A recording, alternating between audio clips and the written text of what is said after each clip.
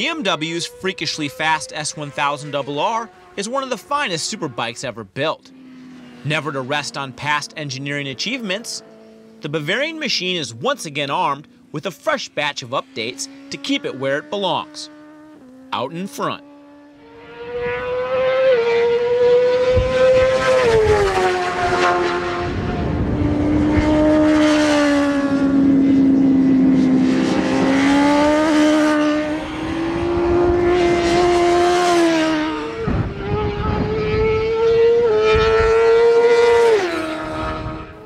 Clearly, the BMW S1000RR is on another level on the engine department.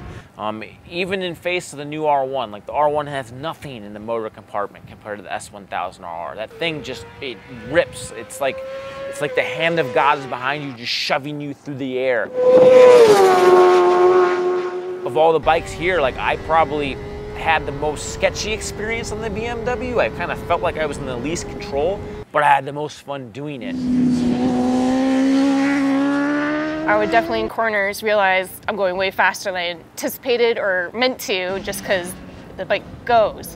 It definitely gets a little bit bigger and a little bit heavier in the ergonomics, so it still handles great, but I did notice I had to do a little bit more work than with some of the other bikes.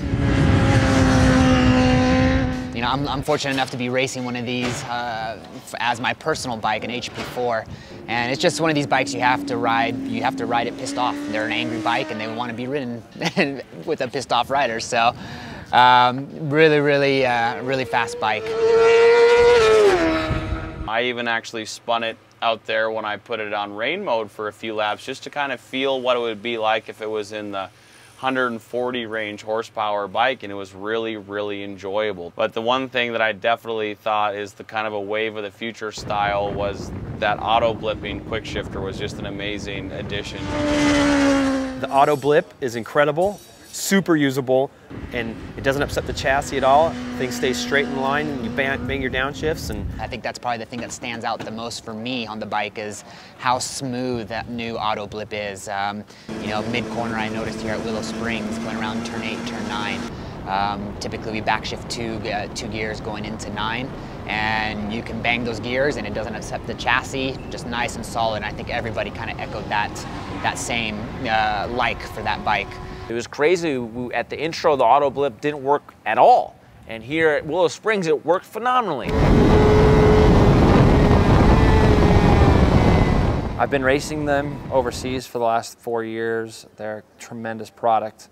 The stock version of it was a little bit soft and a little bit too much pitch going from back to front to me and vice versa. It just seemed a little soft. I think if we did some setup changes, we could make the bike probably a little bit better.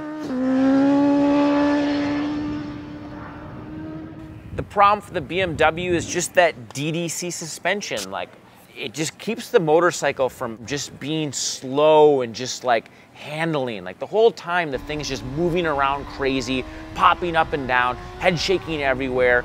I don't think it's the way for consistent fast laps for an advanced track day rider or a racer. Yeah, you'd have a good time. Yeah, you click off a couple fast laps here and there, but over the course of a duration of a race, I think that DDC would hold you back. It just makes it so you can't ride consistently.